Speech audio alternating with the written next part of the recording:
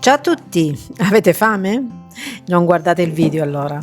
Pizzelle a portafoglio, visto il caldo di questi giorni, li facciamo senza accendere il forno, quindi fritte che sono buonissime ancora di più. Seguitemi, le prepariamo proprio veloci veloci. Iniziamo. 250 g di farina, zero. Pochissimo lievito, perché è un impasto piccolo, poco.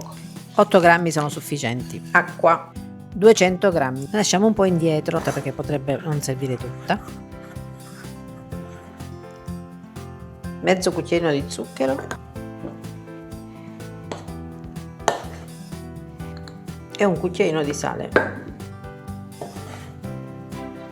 Ecco, se ci accorgiamo che è ancora molto solido, aggiungiamo un altro poco dell'acqua lasciata da parte.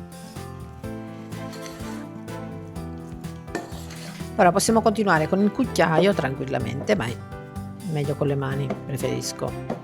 Tu fai come credi. E aggiungo un cucchiaio di olio extravergine. Io, come vedi, lavoro a mano, perché non è un impasto che va lavorato tanto, anzi, ma se vuoi puoi farlo anche in planetaria.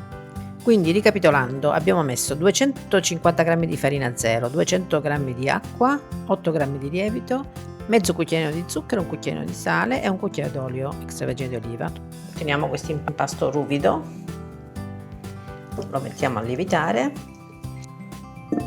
un'ora e poi facciamo le pieghe. A dopo. Quando vedi che è ben raddoppiato così, va bene. Può volerci di più, può volerci di meno, dipende dalla temperatura che è in casa. Mettiamo abbondante semola sotto e sopra e facciamo le pieghe così. Piego, poi rigiro, ripiego di nuovo e chiudo come un pacchetto di nuovo ed è pronto. Vedi che tutta l'aria è rimasta all'interno praticamente. Ora, senza farlo riposare, lo divido a 4 perché ci faccio 4 bei panzerottoni pizzettone a portafoglio. Quindi richiudo così a pacchetto senza stressare, mi raccomando, non va impastato, va solamente piegato. Facendo così sarà un impasto meraviglioso, nel senso di leggerezza, pieno di bolle, e quindi quando andremo a cuocerlo ne usciranno tutte fuori. A dopo, un'altra oretta. Intanto preparo un sughetto di pomodoro, visto che queste vanno farcite dopo, il sugo deve essere bello caldo, quindi cotto.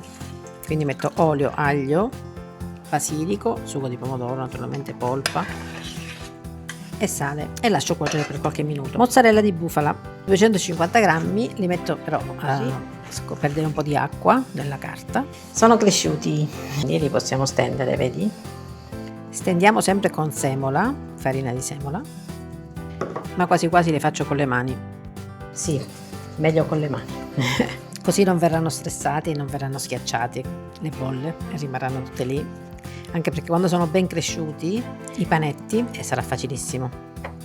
Taglio la mozzarella, l'asciugo un altro pochino e metto un po' di olio extravergine sempre,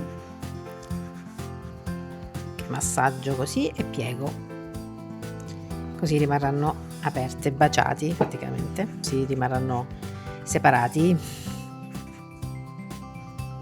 Ora puoi scegliere se metterli in forno a 250 gradi statico ventilato per 5-10 minuti oppure friggerli in olio già a temperatura. E facciamo, vedi le bolle come escono, è meraviglioso.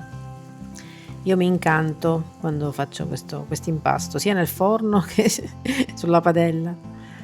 Quando è dorato giriamo e vedi, quando giri e poi non frigge più vuol dire che è pronto, che è cotto, non fa più bollicine. Croccantissimo all'esterno. Ta-tan! Diciamo che facciamo un panzerotto scomposto, quindi lo facciamo con mozzarella di bufala, il sugo caldo, mi raccomando, proprio appena uscito dal fuoco, così aiuterà ancora di più a sciogliere la mozzarella, e basilico inevitabile. Puoi mettere anche provola o mozzarella per pizza. Ah, dimenticavo l'origano, ci sta bene.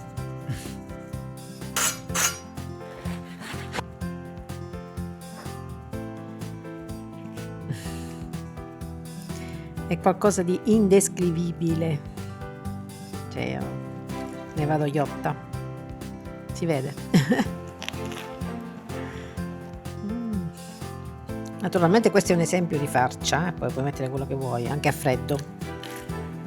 Fateli e godete di questa bontà, perché fatti in casa la frittura è buona.